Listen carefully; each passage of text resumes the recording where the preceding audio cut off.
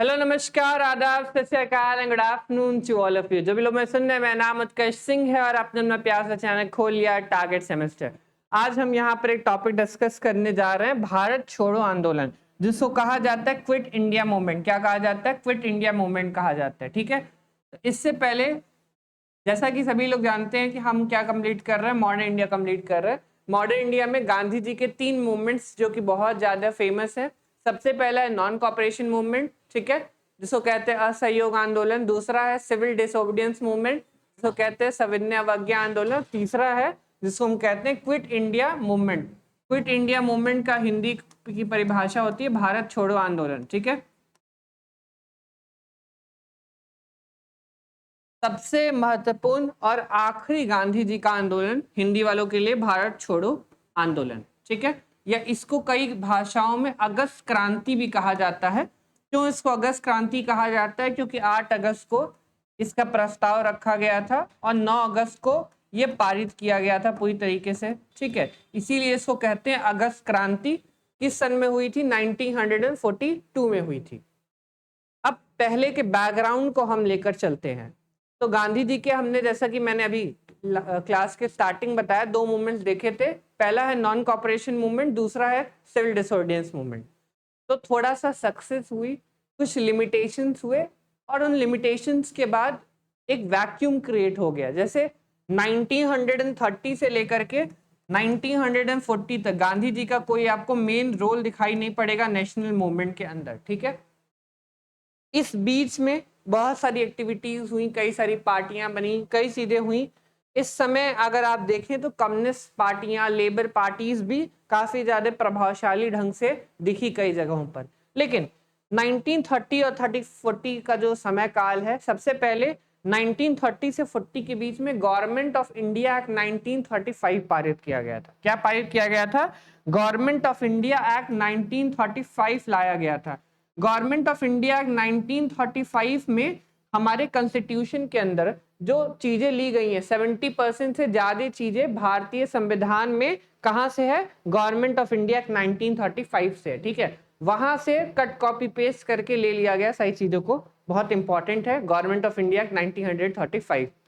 इसके अलावा द्वितीय विश्व युद्ध की शुरुआत हो चुकी थी, सेकेंड वर्ल्ड वॉर की स्टार्टिंग हो चुकी थी और सेकेंड वर्ल्ड वॉर में हम जानते हैं कि भारत को भी खींच लिया था ब्रिटिशर्स ने और ये लगभग 1945 तक चला था। भारत को बिना पूछे जब ब्रिटिशर्स ने खींच लिया, मतलब जो आर्मी होती है भारतीयों की, जो भारतीय लोग हैं, भारतीयों की जो आर्मी है, उस आर्मी को बिना बताए हुए, भारतीयों को बिना बताए हुए सेकेंड वर्ल्ड वॉर में ब्रिटिशर्स ने भारतीयों को भी क्या कर लिया? सम्मिलित कर लिया। अब इस चीज से उस समय के जो नेता थे वो बहुत ज्यादा नाराज हो गए और उन्होंने क्या किया? जो सरकारें बनाई थी कई सारे स्टेट्स में बहुमत से, उन सरकारों ने क्या कर दिया? रिजाइन कर दिया। तो 1939 में हमको रेजिग्नेशन मिलता है। कई सारे सरकारें जो कि कई स्टेट्स में क्या हुई? प्रबल तरह से जीती, वो क्या हो गई? उन्होंने क्या कर दिया? रिजाइन कर दिया। ठीक है, पर आगे बढ़ेंगे। 1940 में इंडिविजुअल सत्याग्रह हुआ।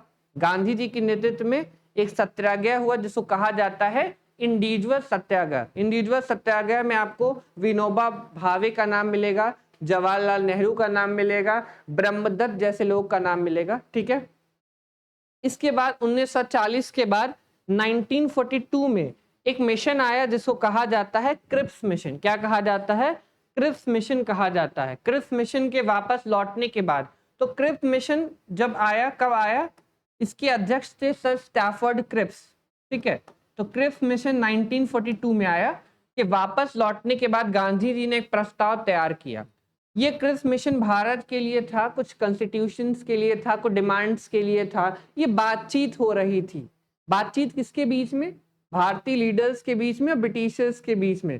तो वो अलग अलग प्रस्ताव कुछ साल में पारित करते रहते थे जिससे भारतीयों को अधिकार मिले, राइट्स मिले। तो भारतीयों को अधिकार देने के लिए, राइट्स देने के लिए 1942 में क्रिप्स मिशन आया। सर स्टैफर्ड क्रिप्स, एवी अलेक्जेंडर और एक और व्यक्ति थे, इनकी अध्यक्षता में एक पारित किया गया। क्या पारित किया गया? क्रिप्स मिशन आया। क्रिप्स मिशन के वापस लौटने के बाद गांधी जी ने एक प्रस्ताव तैयार कर अंग्रेजों से भारत छोड़ने की अपील की। और आखिरी गांधी जी का जो स्टेप था आजादी में, जो आखिरी पड़ाव था गांधी जी का, वो था भारत छोड़ो आंदोलन। क्या था? भारत छोड़ो आंदोलन था। ठीक है, तो घटनाएं क्या कनेक्ट कर पा रहे हैं? जब आप हिस्ट्री पढ़िए तो एक बात जो मैंने बताया हिस्ट्री पढ़ने के पहले, देखिए क्या करना है आपको कि हिस्ट्री जब आप पढ़े ना तो चीजों को इंटरकनेक्ट कीजिए, सारी चीजों को इंटरकनेक्ट कीजिए एक दूसरे से कि हुआ क्या है। ऐसे नहीं कि मैंने कुछ भी कहीं से भी उठाया और 1942 का मैं भारत छोड़ो आंदोलन पढ़ाने लग गया। ऐसे इतिहास को नहीं पढ़ाया जाता है। हमें पहले की चीजों को लेना पड़ेगा कि पहले क्या हुआ, चल क्या रहा है, पूरी दुनिया में क्या चल रहा है, भारत में क्या चल रहा है, किस चीजों पर बात चल रही है। तो हमने यहाँ पर वो सारी चीजें आपसे बात की कि ये चीजें यहाँ पर हो रही हैं। ठीक है, 1930 से 1940 के बीच में ये हो रहा है। ठीक है, मैंने एक और लास्ट में आपको बताया 1940 में इंडिविजुअल सत्याग्रह आया। इसमें पहले सत्याग्रही, दूसरे सत्याग्रही, तीसरे सत्याग्रही व्यक्ति थे। ठीक है, सो कहा जाता है इंडिविजुअल सत्याग्रह। ये भी गांधी जी का मूवमेंट है, पूरी तरीके से गांधी जी का नहीं है लेकिन गांधी जी का ही माना जाता है। ठीक है, चलिए यहां तक आपने चीजें समझ गई। तो सिचुएशन क्या चल रही है? सेकेंड वर्ल्ड वॉर चल रहा है और सेकेंड वर्ल्ड वॉर में ब्रिटिश सरकार जो है उसने क्या कर दिया, भारतीयों को अपनी तरफ खींच लिया है। अब ब्रिटिश सरकार कई कंट्रीज से हारने वाली है। सभी लोग जानते हैं कौन कौन एलाइड नेशंस थे, कौन क्या था, सभी लोग जानते हैं कौन किसकी तरफ था। जैसे जर्मनी, इटली, जापान, ये सब एक साइड थे, बाकी और कंट्रीज एक साइड थी। थोड़ा बहुत आपको पता होगा। ठीक है, आपने हिटलर का नाम सुना होगा जर्मनी से, आपने इटली से मुसोलिनी का नाम सुना होगा। ठीक है, इसके अलावा आपने जापान से भी नाम सुना होगा। तो कुछ पार्टी जैसे Japan, Italy, sorry Germany, Italy और जापान एक साइड थे। ठीक, अब यहाँ पर क्या हो रहा है कि ब्रिटिशर्स ने हर जगह पर अपनी आर्मी लगाई है, लेकिन सेकेंड वर्ल्ड वॉर में ब्रिटिशर्स हारने वाले हैं पूरी तरीके से। सेकेंड वर्ल्ड वॉर में ब्रिटिशर्स हारने वाले हैं। ठीक है, अब ब्रिटिशर्स के अपोजिट साइड में कौन कंट्री लड़ रही है? जापान लड़ रहा है। अगर आप जापान को ज्योग्राफिकल लोकेशंस के थ्रू देखोगे, अगर हमारा इंडिया ये है तो जापान कहाँ है? चाइना के अगल बगल यहीं पे कहीं है, साउथ वेस्टर्न। ठीक है, कहीं पर है, इधर ही है कहीं पर। साउथ ईस्टर्न एशिया कंट्रीज में से जापान भी एक कंट्री पड़ता है। तो जापान और भारत के बीच की दूरी ज्यादा नहीं है। तो भारत में कौन है? ब्रिटिशर्स हैं और यहां पर जापानीज कंट्री है। तो जापानीज कंट्री का हमेशा खतरा मंडराता था कि ये भारत के ऊपर कहीं डायरेक्ट अटैक ना करते। गांधी जी को भी कहीं ना कहीं दिमाग के अंदर ये चीज थी कि यहां से direct attack Japanese army Bharat के ऊपर ना कर दे और ब्रिटिशर्स को हरा ना दे, क्योंकि भारत क्या था? ब्रिटिशर्स की कॉलोनी थी ना, तो यहां से अटैक ना कर दे। ठीक है, अगर आपने सुभाष चंद्र बोस वाला पढ़ा होगा तो सुभाष चंद्र बोस ने बहुत अच्छे डिप्लोमेटिक रिलेशंस बनाए थे। किसके साथ?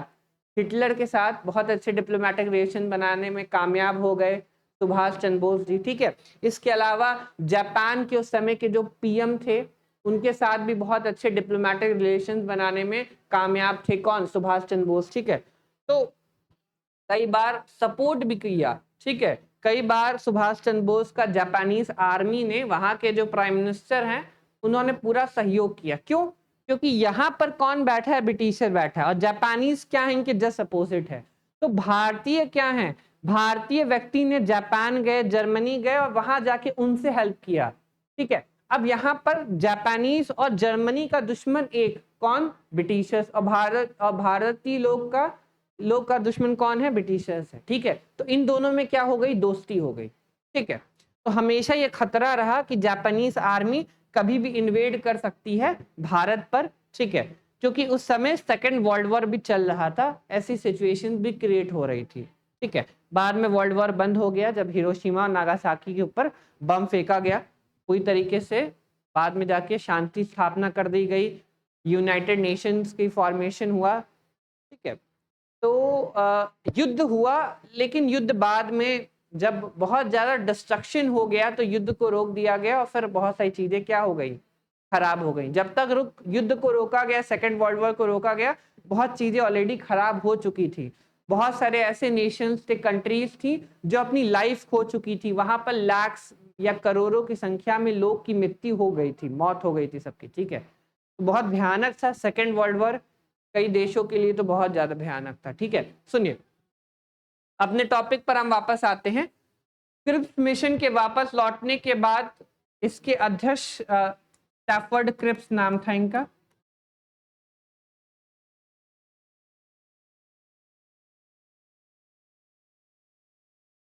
एक और व्यक्ति थे, मुझे नाम नहीं आ रहा, एवी अलेक्जेंडर, और एक और व्यक्ति थे, अभी मुझे नाम याद नहीं आ रहा है पर्सनली, अभी मुझे याद आएगा तो बता दूंगा। हाँ, एक और थे, पैट्रिक लॉरेंस नाम था इनका। इस मिशन के वापस लौटने के बाद गांधी जी ने एक प्रस्ताव तैयार कर अंग्रेजों से भारत छोड़ने की अपील की। After return of the Cripps mission, Gandhi prepared a proposal and appeal to the British to leave India. Britishers से अपील किया गांधी जी ने कि वो भारत को क्या करे, छोड़ दे, ठीक है। चलिए आगे बढ़ते हैं। अब हम आते हैं वार्धा प्रस्ताव के ऊपर। सन 14 जुलाई 1942। कुछ डेट्स इतिहास में बहुत इंपॉर्टेंट होते हैं, ठीक है। तो उन डेट्स को आपको बहुत अच्छे से ध्यान से देखना पड़ता है, और जब आप अपने नोट्स को बनाएं तो उन डेट्स को जरूर लिखिए। जैसे यहाँ पर एक डेट है, ये डेट है 14 जुलाई 1942। ये डेट बहुत इंपॉर्टेंट है, मैं स्टार मार्क मारते रहो। 14 जुलाई 1942 को वार्धा में आयोजित कांग्रेस कार्य समिति की बैठक में भारत छोड़ो आंदोलन का प्रस्ताव पारित किया गया। वार्धा में कांग्रेस कार्य समिति की बैठक की अध्यक्षता मौलाना मोहम्मद अली ने की थी, ठीक है। ये कौन है? अच्छा, ये है मौलाना अबुल कलाम आजाद है। मौलाना अबुल कलाम आजाद। एक्चुअली नाम बहुत बड़े इनके होते हैं ना, तो इसलिए थोड़ा सा समझ नहीं आता है। मौलाना अबुल कलाम आजाद ये 1940 से लेकर के 1945 तक कांग्रेस के प्रेसिडेंट थे, ठीक है। आईएनसी के प्रेसिडेंट थे, आईएनसी के प्रेसिडेंट थे, इनका नाम था मौलाना अबुल कलाम आजाद। आईएनसी के प्रेसिडेंट थे 1940 से 45 के बीच में, ठीक है। फिर 46 में वो बने, क्या नाम है उनका, जेबी कृपलानी साहब बने, ठीक है। मौलाना अबुल कलाम आजाद 1940 से 45 तक आईएनसी के, इंडियन नेशनल कांग्रेस के प्रेसिडेंट बने। कहां पर?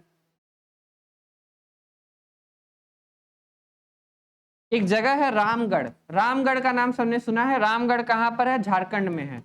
तो रामगढ़ में ये क्या बने रहे? प्रेसिडेंट बने रहे। रामगढ़ झारखंड में है, ठीक है। वहां पर 5 सालों तक मौलाना अबुल कलाम आजाद प्रेसिडेंट रहे। कई बार क्वेश्चन एग्जामिनेशन में पूछा जाता है कि सबसे कम उम्र का कौन प्रेसिडेंट रहा इंडियन नेशनल कांग्रेस का। तो सबसे कम उम्र के प्रेसिडेंट इंडियन नेशनल कांग्रेस के थे मौलाना अबुल कलाम आजाद, ठीक है। ये जो फैक्चुअल डाटा लिखा है नोट कर लेना, ठीक है। चलो, गांधी जी ने प्रस्ताव के विरोधियों को चुनौती देते हुए कहा था कि मैं देश की बालू से, बहुत इंपॉर्टेंट स्टेटमेंट है, गांधी जी ने कहा था कि मैं देश की बालू से ही कांग्रेस से बड़ा आंदोलन खड़ा कर सकता हूं। जो देश की बालू है, जो भारत की माता है, जो भारत की माता की मिट्टी है ना, उस मिट्टी से भी, कांग्रेस से भी बड़ा आंदोलन क्या कर सकता हूं? खड़ा कर सकता हूं। ये कौन कहा है? ये स्टेटमेंट कहा है गांधी जी ने। बहुत इंपॉर्टेंट स्टेटमेंट है, कई बार एग्जामिनेशन में स्टेटमेंट पूछा जाता है, ठीक है, नोट कर लीजिएगा। On 14 July 1942, the Congress Working Committee held in Wardha passed a resolution to launch Quit India movement.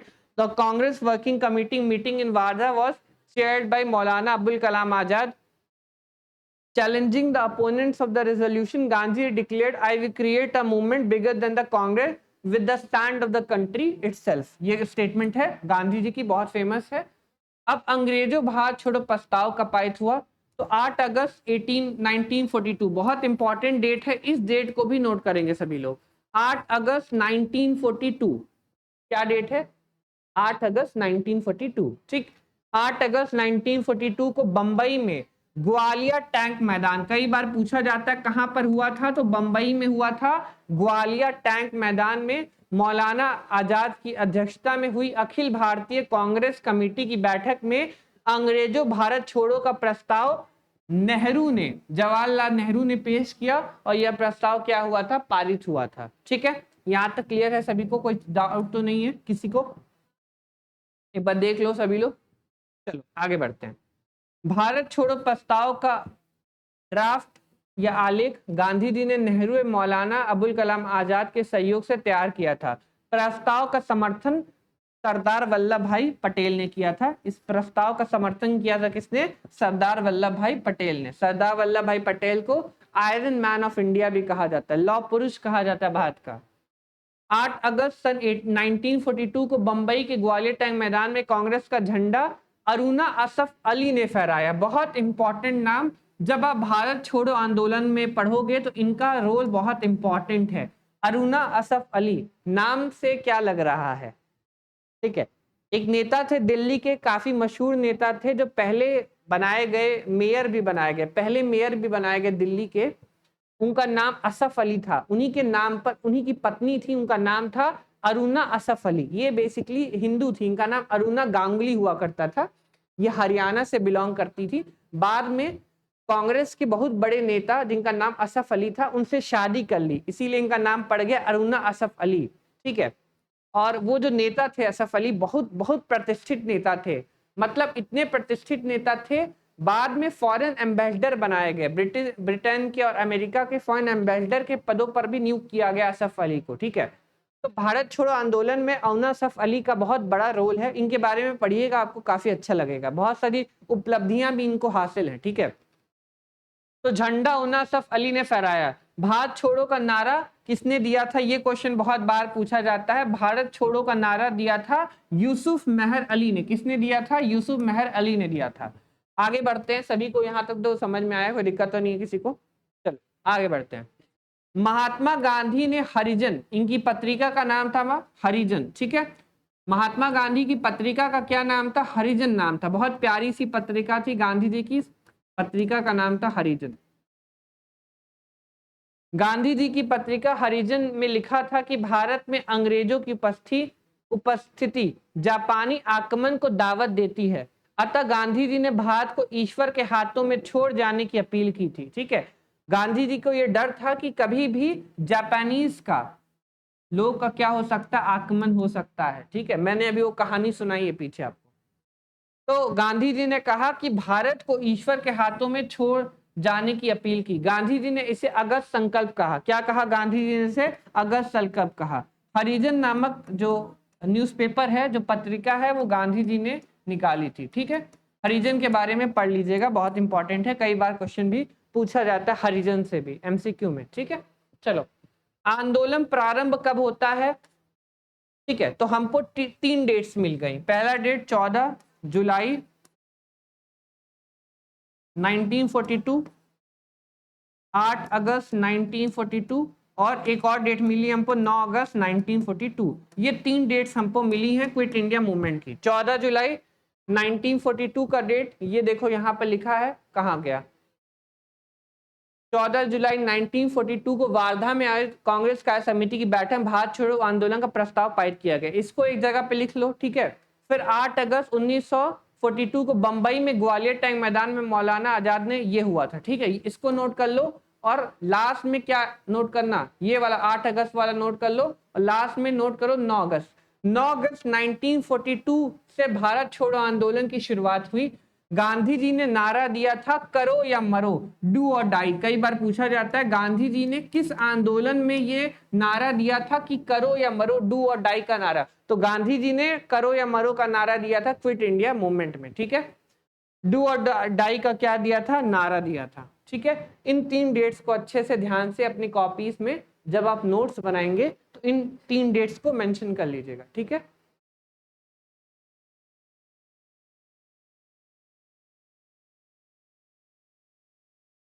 अच्छा देखिए, क्या समझ में आपको चीजें आ रही हैं यहाँ पर सारी? कोई दिक्कत तो नहीं है किसी को? कोई दिक्कत हो तो बता दो मुझे।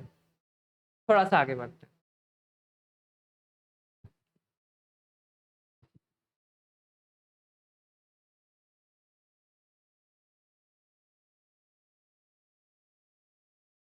गांधी ने भारत छोड़ो आंदोलन का आह्वान करते हुए कहा, मैं आपको एक छोटा सा मंत्र देता हूं, ये आप अपने हृदय में अंकित कर सकते हैं। यह मंत्र है करो या मरो। या तो हम भारत को आजाद कराएंगे या इस कोशिश में अपनी जान दे देंगे। अपनी गुलामी का स्थायित्व देखने के लिए हम जिंदा नहीं रहेंगे। तो गांधी जी ने कहा कि मैं आपको एक छोटा सा मंत्र देना चाहता हूं। तो लोगों ने कहा कि गांधी जी वो मंत्र क्या है? तो गांधी जी ने कहा वो छोटा सा मंत्र ये है कि मैं आपको ये बताना चाहता हूं कि आप ये जो आंदोलन है इसमें सारे भारतीय लोग क्या करें, पार्टिसिपेट करें और इसमें आप लड़ते हुए क्या हो जाएं, शहीद हो जाएं। ये किसने कहा है? गांधी जी ने कहा है। ठीक है, अब इस आंदोलन का कार्यक्रम क्या होता है? तो हमने सारे आंदोलनों के कार्यक्रम देखे। कार्यक्रम बहुत इंपॉर्टेंट होता है और जब भी आप कभी पेपर दीजिएगा रिटर्न वाला तो उसमें कार्यक्रम जरूर लिखिएगा, कोई भी आंदोलन में क्या कार्यक्रम हुए हैं। ठीक है, इससे आपको अच्छे नंबर भी मिलेंगे। जैसे नॉन कॉपरेशन मूवमेंट में क्या कार्यक्रम रहा, सिविल डिसोबीडियंस मूवमेंट में क्या कार्यक्रम रहा, क्विट इंडिया मूवमेंट में क्या कार्यक्रम रहा, ठीक है, क्या प्रोग्राम्स रहे, सब आप लिखेंगे। ठीक है, पढ़ते हैं। गांधी जी द्वारा समाज के विभिन्न वर्गों को दिए गए निर्देश इस प्रकार के थे। क्या निर्देश था भाई? गांधी जी ने क्या कहा था?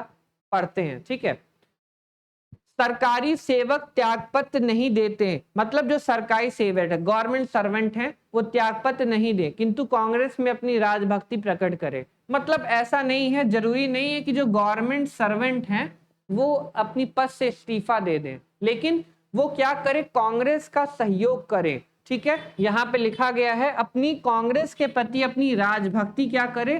प्रकट करे। ठीक है, ये किसने कहा है? गांधी जी ने। तो पहला जो है वो गवर्नमेंट सर्वेंट्स के बारे में कहा गया है। गवर्नमेंट सर्वेंट मतलब जो भी अधिकारी हैं, जो भी सरकारी अधिकारी हैं, कोई भी सरकारी मास्टर से लेकर आईएएस पीसीएस, जितने भी सरकारी नौकरियों पर जितने भी लोग होते हैं, सबको गांधी जी ने ये सलाह दी है। ठीक है, दूसरी चीज क्या कहा गया है? सैनिक अपने सहयोगियों व भारतीयों पर गोली ना चलाएं। जो सैनिक हैं, जो भारतीय सैनिक हैं, वो अपने सहयोगियों मतलब अपने दोस्तों या भारतीयों पर गोली ना चलाएं। मतलब जो भारत के कॉमन लोग हैं उन पर गोली ना चलाएं, आम जनता पर सैनिक, जो ब्रिटिश सैनिक हैं वो गोली ना चलाएं। अब मैंने आपको बताया था कि जो ब्रिटिश सैनिक हैं, 90% ब्रिटिश सैनिक कौन है? इंडियंस हैं। ठीक है, भारतीय ही हैं जो कि अंग्रेजी सेना में है। ठीक है, मैंने आपको पहले बताया था, मैंने आपको बताया था रिवोल्ट ऑफ 1857 हुआ था। उसमें रिवोल्ट ऑफ 1857 के बाद जो भारतीय सैनिक थे उनकी संख्या को घटा दिया गया और भारतीय सैनिक की जगह पर अंग्रेजी सैनिकों की संख्या को बढ़ाया गया था। कब बढ़ाया गया था? रिवोल्ट ऑफ 1857 में। मैंने पहले पढ़ा चुका हूं आपको। ठीक है, चलो आगे बढ़ते हैं।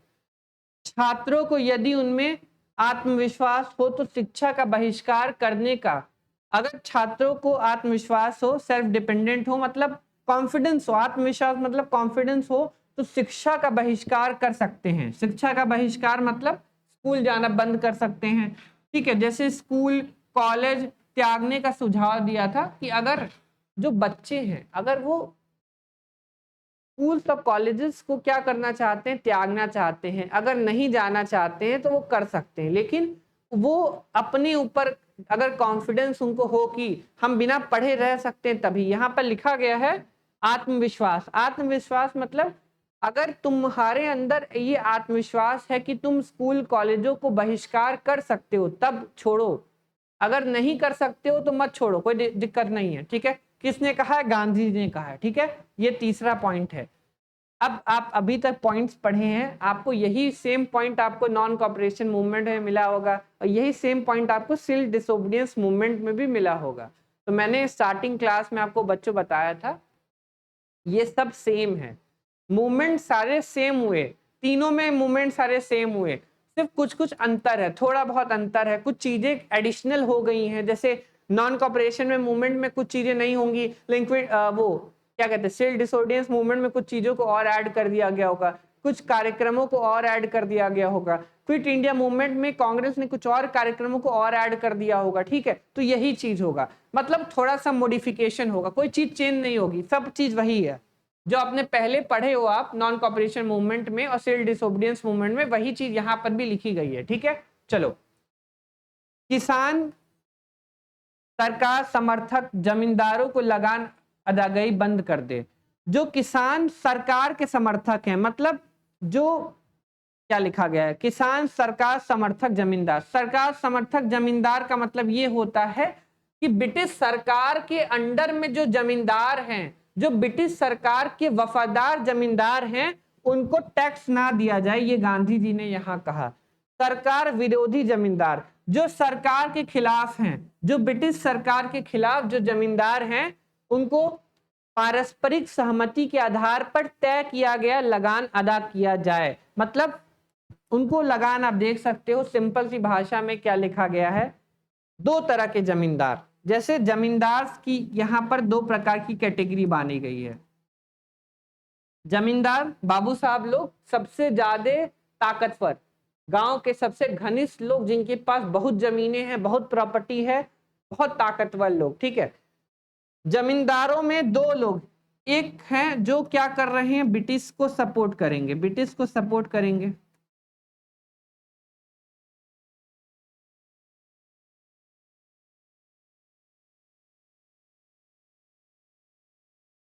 और दूसरी साइड एक और हैं जमींदार जो ब्रिटिश को सपोर्ट नहीं करते हैं। तो यहाँ पे गांधी जी ने कहा कि जो ब्रिटिशर्स को सपोर्ट करते हैं उनको किसानों की तरफ से कोई टैक्स नहीं देना चाहिए, उनको कोई टैक्स नहीं देना है, किसानों को कोई टैक्स नहीं देना है जो ब्रिटिशर्स को सपोर्ट कर रहे हैं। लेकिन जो ब्रिटिशर्स को, जो जमींदार अगर ब्रिटिशर्स को सपोर्ट नहीं कर रहे हैं तो उन जमींदार को किसान क्या कर सकते हैं, टैक्स दे सकते हैं, उन जमींदारों को टैक्स किसान दे सकते हैं, ठीक है। जो सपोर्ट नहीं कर रहे हैं ब्रिटिशर्स को, जो ब्रिटिशर्स सपोर्ट नहीं कर रहे हैं उनको तो भाई टैक्स दिया जा सकता है ना, उनसे क्या दुश्मनी है। दुश्मनी उन लोगों से है जो क्या कर रहे हैं, जो ब्रिटिशर्स को सपोर्ट कर रहे हैं, वो किसान जो है वो क्या करेंगे, टैक्स नहीं देंगे उन जमींदारों को, ठीक है। समझ गए सभी लोग, सिंपल सी भाषा।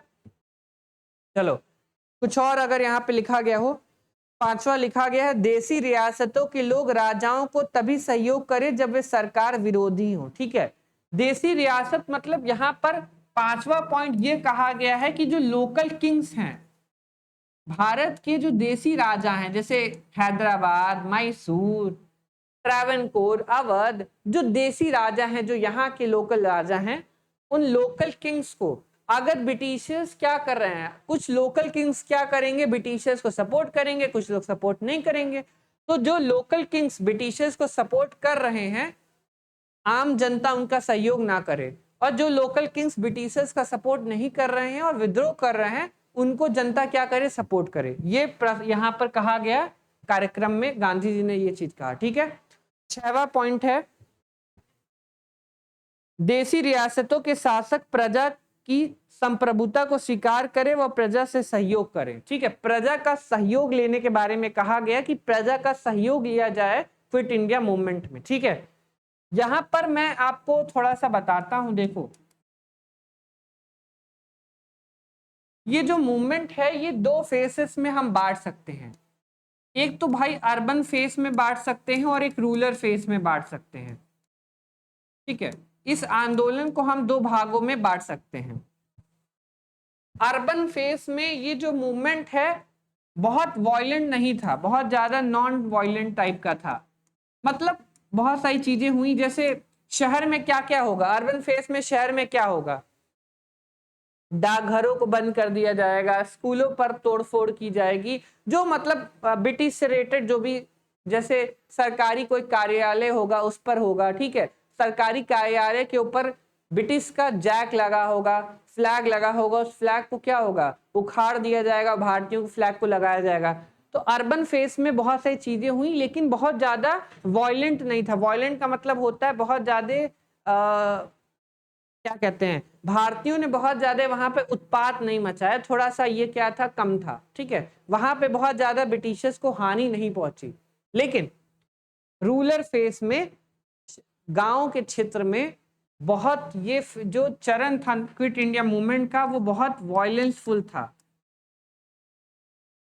और ब्रिटिशर्स को गांव में जो आम जनता है भारत की, उससे निपटने में बहुत मुश्किल हुई। मतलब बहुत ज्यादा वायलेंसफुल मूवमेंट हुआ था रूरल फेस में in comparison of urban face, ठीक है। ये इसको हम क्या कहते हैं, शहरी, इसको हम ग्रामीण कह सकते हैं, ठीक। तो शहर में क्या हुआ, नॉन वायलेंट हुआ, रूरल फेस में, ग्रामीण क्षेत्र में बहुत ज्यादा वायलेंसफुल रहा, ठीक है। यहां तक समझ गए सभी लोग। सारे पॉइंट्स मैंने क्लियर कर दिए आपको, एक बार आप भी पॉइंट्स को देख लीजिए। ठीक, चलिए प्रमुख नेताओं की गिरफ्तारी। अब कौन कौन से प्रमुख नेताओं की गिरफ्तारी की गई हम देखते हैं। तो इसको कहा जाता है ऑपरेशन जीरो हावर। क्या कहा जाता है? ऑपरेशन जीरो हावर कहा जाता है। ठीक है, हावर मतलब घंटा होता है, ऑपरेशन जीरो आवर या हावर कहा जाता है इंग्लिश में। ओ नहीं पढ़ते, एस से स्टार्ट नहीं करते ना। ऑपरेशन जीरो आवर के तहत ब्रिटिश सरकार ने 9 अगस्त तक सभी बड़े नेताओं को गिरफ्तार कर लिया। आंदोलन शुरू होते गांधी जी को बंबई में गिरफ्तार करके सरोजिनी नायडू सहित आगा खान पैलेस पूना में रख दिया गया। ठीक है, गांधी जी को गिरफ्तार करके, बंबई से गिरफ्तार करके गांधी जी को आगा खान पैलेस पूना में रख दिया गया। कांग्रेस कार्य समिति के सदस्यों जैसे नेहरू, गोविंद वल्लभ पंत, पट्टाभी सीतारामैया, आचार्य जेपी कृपलानी, प्रफुल्ल चंद्र घोष आदि को गिरफ्तार कर अहमदनगर जेल में रखा गया। ठीक है, इन लोगों को कहां रखा गया था? अहमदनगर के जेल में रखा गया था। अहमदनगर सबने नाम सुना होगा, अहमदनगर साउथ में है। ठीक है, बीजापुर अहमदनगर वही वाला, ये वही वाला अहमदनगर है। ठीक है, और क्या हुआ था? राजेंद्र प्रसाद को पटना बांकीपुर जेल में रखा गया था। ठीक है, यहां पर कुछ और नेता हैं जैसे डॉक्टर राजेंद्र प्रसाद को कई बार क्वेश्चन जैसे एमसीक्यू वाले एग्जामिनेशन में पूछा जाता है किसको कौन से जेल में रखा गया था। तो डॉक्टर राजेंद्र प्रसाद को बंकीपुर जेल में रखा गया था। बंकीपुर जेल कहां पर है? बंकीपुर जेल आपका पड़ेगा पटना में। ठीक है, बिहार लिख दूं यहाँ पे सिंपल सा। ठीक है, तो सबसे पहले डॉक्टर राजेंद्र प्रसाद को पटना बांकीपुर जेल में रखा गया था। बांकीपुर या बंकीपुर कहा जाता है। ठीक है, ये क्वेश्चन पूछा जाता है कहाँ रखा गया था। जयप्रकाश नारायण को हजारीबाग सेंट्रल जेल में रखा गया है। जयप्रकाश नारायण, जयप्रकाश नारायण को कहाँ रखा गया था? हजारी जेल में रखा गया था। हजारी सेंट्रल जेल में रखा गया था। किसको? इनको, क्या नाम है इनका? जयप्रकाश नारायण। ठीक है, हजारीबाग सेंट्रल जेल में रखा गया था।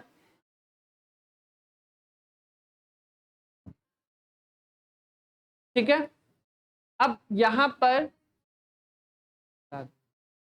पर हम देख सकते हैं कि यहां पर ऑपरेशन जीरो आवर स्टार्ट हुआ 9 अगस्त को। 9 अगस्त को सारे लीडर्स को, कांग्रेस के जितने भी प्रमुख नेता हैं उन सबको क्या कर दिया गया? गिरफ्तार कर दिया गया।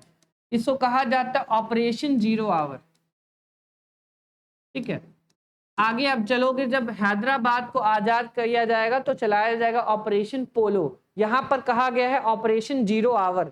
कई बार एमसीक्यू में ऐसे क्वेश्चन बनता है कि ऑपरेशन जीरो आवर का संबंध किस राष्ट्रीय आंदोलन से है? तो ऑपरेशन जीरो आवर का संबंध क्विट इंडिया मूवमेंट से है। ठीक है, ये चीज आप याद रखिएगा, बहुत इंपॉर्टेंट है। ठीक है, चलिए इन दो लोग के नाम।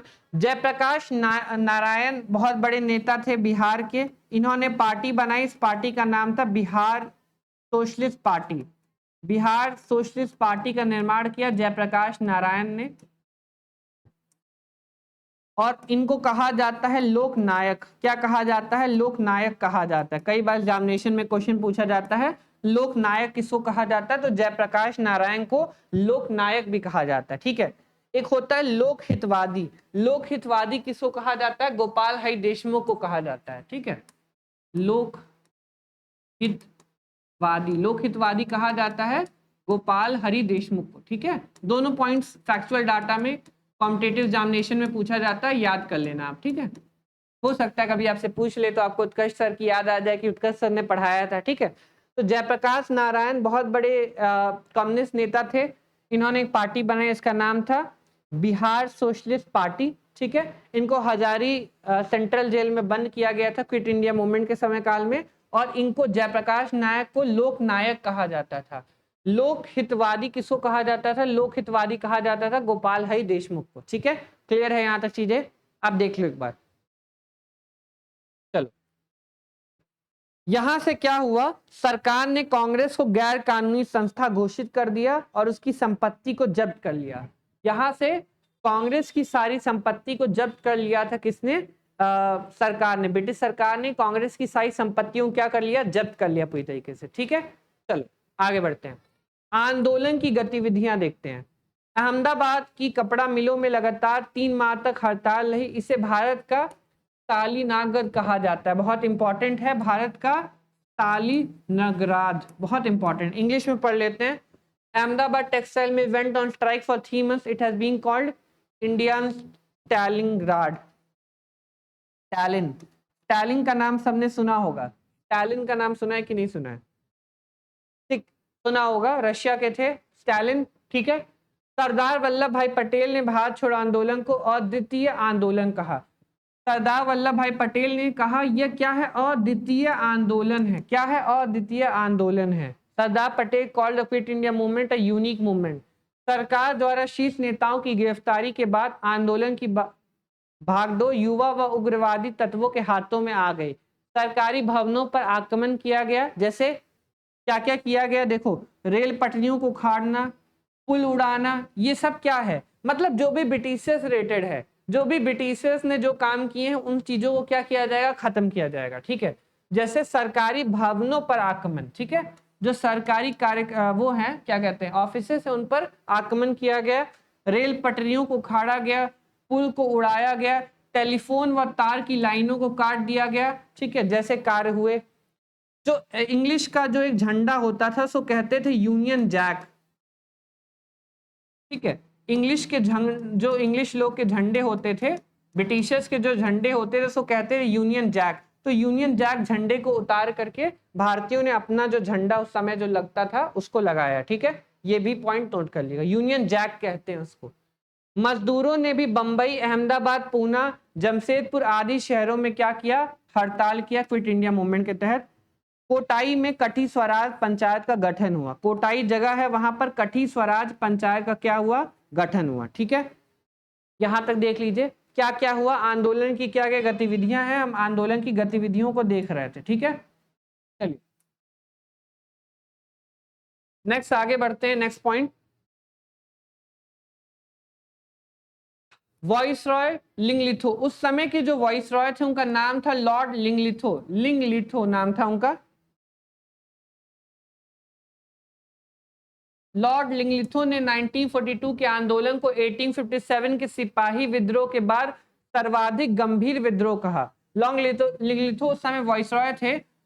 लॉर्ड लिंगलिथो ने कहा कि यह सर्वाधिक गंभीर विद्रोह है। ठीक है, क्योंकि कुछ क्षेत्रों में किसान व्यापक जन आंदोलन में उठ खड़े हुए थे। मैंने बोला था कि ग्रामीण क्षेत्र में जो किसान हैं उनकी तरफ से बहुत ज्यादा वॉयलेंसफुल मूवमेंट चला था। वहीं पे लिखा गया है क्योंकि कुछ क्षेत्रों में किसान व्यापक जन आंदोलन में उठ खड़े हुए, मतलब किसानों ने बहुत बड़े लेवल पर विरोध किया क्विट इंडिया मूवमेंट में ब्रिटिशर्स का। ठीक है, वॉइस रॉय लॉर्ड लिंगलिथो ने गांधी जी के आंदोलन को राजनीतिक फिरौती कहा, पॉलिटिकल ब्लैकमेल का। कई बार क्वेश्चन भी पूछा जाता है, उस समय वॉइस रॉय कौन थे जिन्होंने गांधी जी के इस आंदोलन को, भारत छोड़ो आंदोलन को पॉलिटिकल ब्लैकमेल कहा, राजनीतिक फिरौती कहा। ठीक है, तो लॉर्ड लिंगलिथो ने कहा गांधी जी क्या है, पॉलिटिकल ब्लैकमेल कर रहे हैं। ठीक है, ब्रिटिशर्स को गांधी जी क्या कर रहे हैं, पॉलिटिकल ब्लैकमेल कर रहे हैं। पॉलिटिकल ब्लैकमेल कहा, राजनीतिक फिरौती कहा। भारत छोड़ो आंदोलन के समय लिंगलिथो ही वॉइस रॉय थे। बहुत बार पूछा जाता है कि जब भारत छोड़ो आंदोलन हुआ 1942 में, उस समय भारत का वॉइस रॉय कौन था, तो भारत के वॉइस रॉय थे लॉर्ड लिंगलिथो। क्या नाम था, लॉर्ड लिंगलिथो नाम था। ठीक है, चलिए आगे बढ़ते हैं। सुभाष चंद्र बोस ने बर्लिन रेडियो से बोलते हुए इस आंदोलन को अहिंसक गुरीला युद्ध कहा।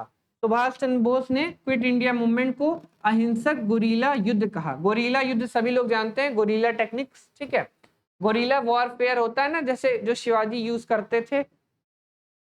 उषा मेहता, बहुत इंपॉर्टेंट नाम, आप जरूर पढ़िएगा इनके बारे में। उषा मेहता के बारे में सभी लोग जरूर पढ़ेंगे। ठीक है, ये रेडियो स्टेशन चलाती थी बॉम्बे से। उषा मेहता ने बंबई में भूमिगत मतलब अंडरग्राउंड रेडियो स्टेशन की क्या की, स्थापना की। कई बार क्वेश्चन इनसे भी पूछा जाता है, उषा मेहता से भी। ठीक है, अब देखिए कहां कहां पर पैरेलल गवर्नमेंट चलाई गई, सामंतर सरकारें कहां कहां पर चलाई गई। पैरेलल गवर्नमेंट मतलब होती है समानांतर सरकारें। समानांतर सरकारें मतलब होती हैं पैरेलल।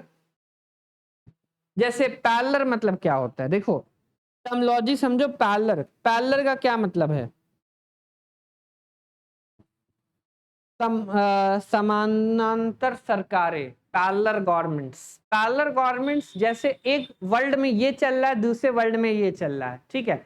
जैसे एक तरफ ब्रिटिश सरकार थी, ब्रिटिश सरकार के जस्ट अपोजिट में ब्रिटिश सरकार की तरह ही भारतीय लोगों ने भी अपनी सरकारें चलाई, इसी को कहा जाता है समानांतर सरकारें या पैरेलल गवर्नमेंट्स, ठीक है। थोड़ा स्पेलिंग गलत हो गया।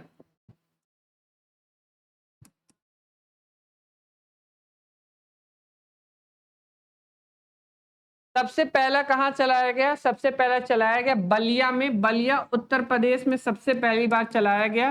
सर्वप्रथम स्थापित किया गया बलिया में। इसके नेता थे चिट्टू पांडे। सबको दिख तो रहा है ना? हाँ ठीक है। इसके नेता थे चिट्टू पांडे, बलिया के थे। ये जो आंदोलन है 1 सप्ताह तक चला था खाली। दूसरा है तामलुक में। तामलुक में क्या था? जातीय सरकार थी तामलुक में। यह कहां पर है? मिदनापुर बंगाल में है। तामलुक कहां पर है? मिदनापुर जिले बंगाल में है। यहाँ पर नेता थे सतीश सामंत और इनके अलावा एक औरत थी जिनका नाम था मातंगी हजारा। क्या नाम था? मातंगी हजारा नाम था। इनको बूढ़ी गांधी भी कहा जाता है। मातंगी हजारा को बूढ़ी गांधी भी कहा जाता है। 73 वर्ष की एक महिला, बूढ़ी महिला। कहा जाता है कि एक बार एक गोली इन्होंने भारत का झंडा पकड़ा था।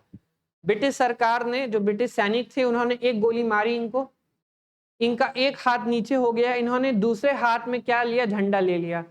सरकार ने दूसरे हाथ में भी गोली मार दी इनको, ठीक है। फिर भी जो झंडा था वो इनके हाथ से गिरा नहीं नीचे, और फिर सरकार ने इनको माथे के ऊपर गोली मार दी। इसके बाद ये गिर गई। मातंगी हजारा, बूढ़ी गांधी भी कहा जाता है। 73 वर्ष की एक बूढ़ी महिला हुआ करती थी, मातंगी हजारा।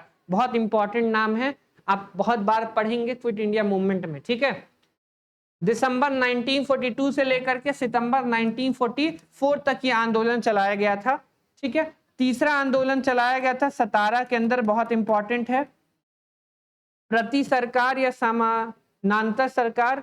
यहाँ पे नेता का नाम है वाईबी चौहान, वाईबी चौहान, और इसके अलावा नाना पाटिल। यहाँ पर 2 नेता हैं। 1943 से 1945 तक सबसे लंबे समय तक रहा, ठीक है।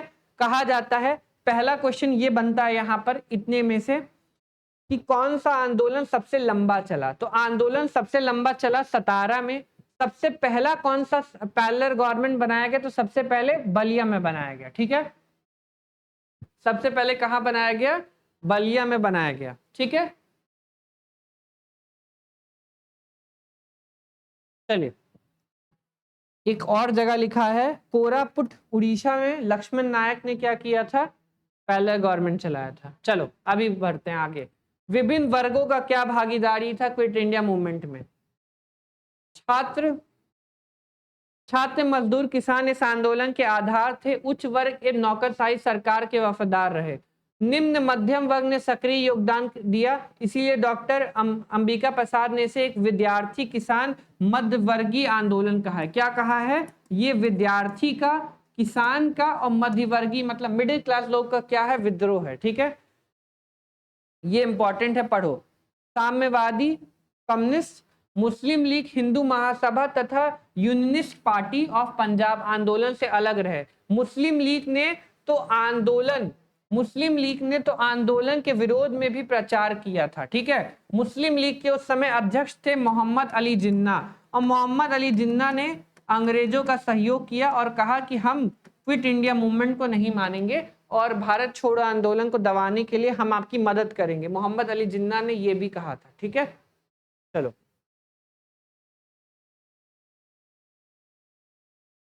एक मिनट, कुछ और लोग भी थे, जैसे हम राष्ट्रीय स्वयंसेवक संघ आरएसएस ने 1942 में भारत छोड़ो आंदोलन के से पृथक रहा, क्योंकि 1940 से 47 तक में स्वतंत्रता तक संघ ने किसी भी राष्ट्रीय आंदोलन भूमिका नहीं निभाई। आंदोलन के दौरान जगत नारायण लाल की पत्नी, ये इंपॉर्टेंट, पत्नी का नाम था रमैया देवी, ने बाकी पटना में सभा को संबोधित किया और लोग को सरकारी नौकरी छोड़ने का किया। इनका नाम था राम प्यारी देवी, ठीक है। एक और महिला का नाम है राम प्यारी देवी। देखो क्विट इंडिया मूवमेंट, भारत छोड़ो आंदोलन में आपको बहुत सारी महिलाओं का नाम मिलेगा, ठीक है। ये ऐसा पहला आंदोलन है जिसमें महिलाओं ने बढ़ चढ़कर हिस्सा लिया। क्विट इंडिया मूवमेंट में बहुत सारी महिलाओं ने बढ़ चढ़कर हिस्सा लिया, ठीक है। इनका नाम याद रखिएगा, राम प्यारी देवी, बंकीपुर पटना में इन्होंने क्या किया था, आंदोलन का सहयोग किया था। चलो, बिहार में बलदेव सहाय ने महाधिवक्ता के पद से त्यागपत्र दिया, एडवोकेट जनरल के पद से त्यागपत्र दिया बलदेव सहाय ने। भारत छोड़ो आंदोलन की जांच के लिए मध्य प्रांत के जज टी विकेडन की अध्यक्षता में एक जांच आयोग की नियुक्ति की गई, जिसने 29 नवंबर 1943 को सरकार को रिपोर्ट दी। चलिए, बाद में जाकर के 1944 में कांग्रेस द्वारा इस आंदोलन को रोक दिया गया पूरी तरीके से। 1944 में आईएनसी ने अपने इस आंदोलन को पूरी तरीके से रोक दिया था, ठीक है। गांधी जी के साथ क्या क्या हुआ था थोड़ा सा देख लेते हैं।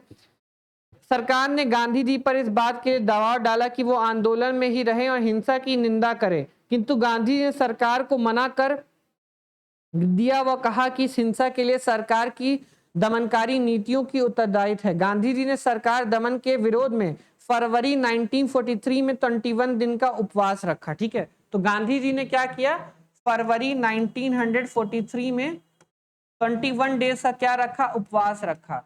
इसको कहा जाता है fast up to death. Fast up to death मतलब जब तक इनकी मृत्यु नहीं हो जाएगी तब तक ये फास्ट रखेंगे। फेब 1943 में 21 डेज का गांधी जी ने उपवास रखा। इसने गांधी जी का जीवन खतरे में पड़ गया। जब सरकार ने गांधी जी को रिहा करने से मना कर दिया तो इस फैसले के विरुद्ध गवर्नर जनरल की कार्यकारी परिषद के 3 सदस्यों ने इस्तीफा दे दिया। कौन कौन थे वो, एचपी मोदी थे, एमएच अडने थे और एनआर सरकार थे, ठीक है। इसको कहा जाता है ऑपरेशन रूबिकिन। 15 अगस्त 1942 को गांधी जी के निजी सचिव महादेव देसाई, 2 लोग की मृत्यु हुई थी इसमें, ठीक है।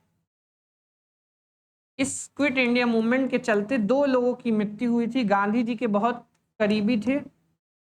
एक थी कस्तूरबा गांधी, जो उनकी पत्नी थी कस्तूरबा गांधी, उनकी भी मृत्यु हो गई थी।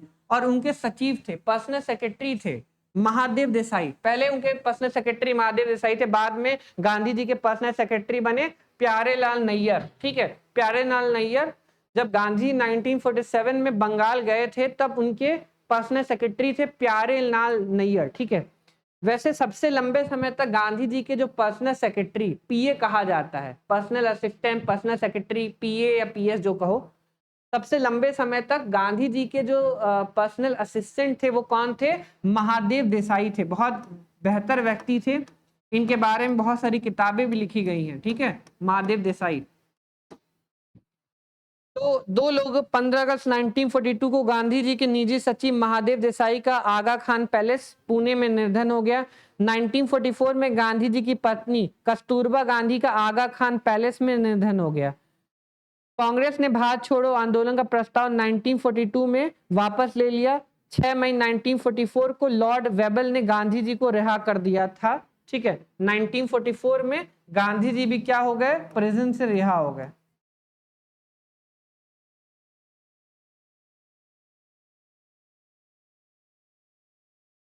जब गांधी जी ने आंदोलन बंद कर दिया तो उनको क्या कर दिया गया, जेल से निकाल दिया गया। अगर वो आंदोलन नहीं बंद करते तो उनको जेल से नहीं निकाला जाता, ठीक है। ये 2 नाम याद करिएगा, कस्तूरबा गांधी और महादेव देसाई। इन दोनों की मृत्यु आगा खान पैलेस पुणे में हुई है। इन दोनों की मृत्यु क्विट इंडिया मूवमेंट के टाइम में आगा खान पैलेस पुणे में हुआ है। कहां पर हुआ है, आगा खान पैलेस, आगा खान पैलेस पुणे, ठीक है। बेसिकली पैलेस था जिसको ब्रिटिशर्स ने जेल बना दिया था। ये जेल था बेसिकली, उसको पैलेस को जेल के रूप में बना दिया था ब्रिटिशर्स ने। इसको कहा जाता था आगा खान पैलेस पुणे। आगा खान का नाम आपने सुना होगा मुस्लिम लीग के संस्थापकों में, ठीक है। मुस्लिम लीग के संस्थापक में नाम आपने सुना होगा आगा खान का, ये वही आगा खान है। अब बोलोगे आगा खान कौन थे, ठीक है, तो वही थे।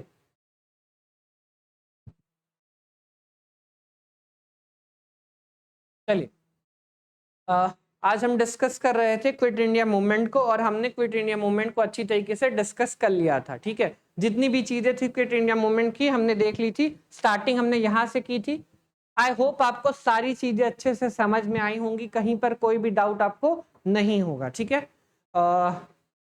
ये वीडियो था ऐसे ही इंटरेस्टिंग वीडियोस के लिए। हमारे चैनल को सब्सक्राइब कीजिएगा, वीडियो को लाइक कीजिएगा, कमेंट कीजिएगा, ज़्यादा शेयर कीजिएगा वीडियो को, ठीक है। कोशिश करेंगे अगर कोई भी कमी अगर आपको लगी हो कि वीडियो में कोई भी कमी हो, कोई भी कॉन्सेप्चुअल या फैक्चुअल कोई मिस्टेक रहा हो, तो मुझे कमेंट सेक्शन में जरूर बताइएगा, ठीक है।